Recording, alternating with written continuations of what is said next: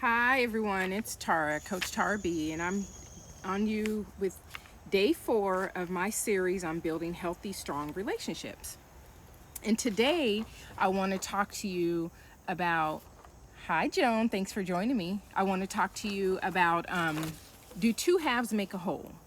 But I also want to go back and talk about the other days that I've been on here. So Monday I talked about building a solid foundation. You know, if you if your foundation isn't solid when you first start with your relationship, it's usually not going to last very long. And then day 2, Tuesday, I talked about he or she can't make you happy. Hey Ashley, thanks for joining me. So if you're in a relationship, know that you cannot make the other person happy. That is something, happiness is something that they have to find within themselves. And then yesterday, I talked about you can't fix broken people. There's a difference between being with someone who's come into the relationship with baggage or with old relationship issues, and they're bringing that into your relationship. There's a huge difference in that. And so each day I've talked about things that, hey Jamie, thanks for Coach Jamie, thanks for joining. Each day I've talked about something on how to build healthy, strong relationships. And so my whole outlook is to make sure as we're cultivating our relationships that we're coming in with the right mindset, that we're bringing that what we want, we're getting, but we also know how to ask for them. So today, the title is Do Two Halves Make a Whole? And I know that's a little bit of an odd title, but what I want to center on is commitment. How are you committed to a relationship, and how is someone that you're in that relationship with, how is that person committed to you? So when I say that, I'm asking, how are you showing up? Are you kind of in it, one foot in, one foot out?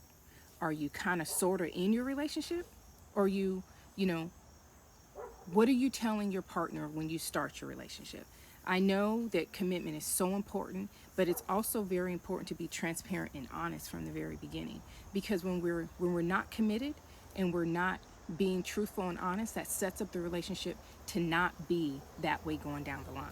And so we have to ensure that we're being honest, that we're expressing what our needs and our desires are, so that everyone is on the same playing field from the very beginning. We often ask ourselves, well, I don't know what this person wants and I don't know what this person needs. Talk about it. You have to explain those things. You can't come into it but still trying to figure out what's available to me outside. And if you're in that type of situation, or you feel like you're in that type of situation, you really need to evaluate it and ask the right questions. Are you here? Are you present? Are they showing you that they're present? Are they showing you that they're here? Are they being truthful and honest with you? Are they doing the things that make you feel secure? If those things are not happening, then definitely reevaluate your relationship, because being halfway in and halfway out is not fair, not only to you, but it's not fair to the other person as well. Hey Cricket, thanks for joining. So when I say commitment, I'm talking about commitment to you and commitment to the relationship, not commitment to that time right now. I'm talking about commitment, and do the things that you say you're going to do. Be honest, be upfront, be transparent. If you only want it for a moment in time, say that, because not everything is for everyone at that time.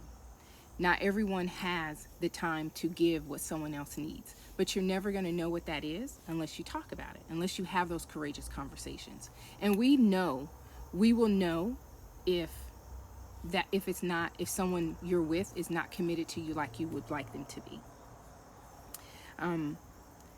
There's some signs and some things that you can look for that will let you know if your mate or your partner or someone that you're dating is committed to you. And that is, the first one is, does your mate spend quality time with you? That's a sign that either they are in it or they are not in it. Because when someone takes the time to spend quality time with you and get to know you, you'll know whether they're showing up for you, how much they want to actually get to know you and be around you. Because people make time for the things that they want to do. And it goes down to, you have to teach people how to treat you. The next one is, your mate speaks in the we reference. And when I say we, it's you and I. We are together. We are doing this. We are going to go out to dinner. It's a we. That means it's a couple type situation, not a I am. Because when you start noticing those comments and it's singular instead of plural, then you know that there's not a lot of commitment to that relationship that you are currently in or think that you're in.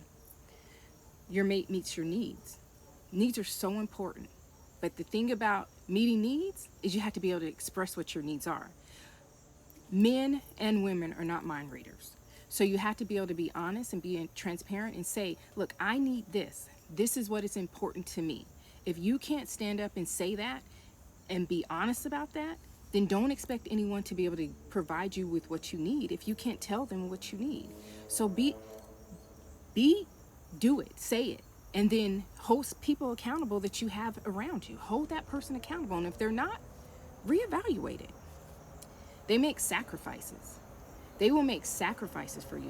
When you're in a relationship and someone has brought their whole self to that relationship versus their part self to that relationship, they will make sacrifices for you. Sacrifices is so important because it shows you the true identity of a person. And I'm not talking, and it's small things like you got a flat tire, but it's also big things like you need somebody to help you with something. You need somebody, thank you for joining. You need somebody to be there just in that moment where you need to bounce something off of them. It's the small things that count, but it's also the big things that count too, because you want to know that that person has your back. And so they make sacrifices for you. And the last one, the one that really stands out to me, is that they keep their word.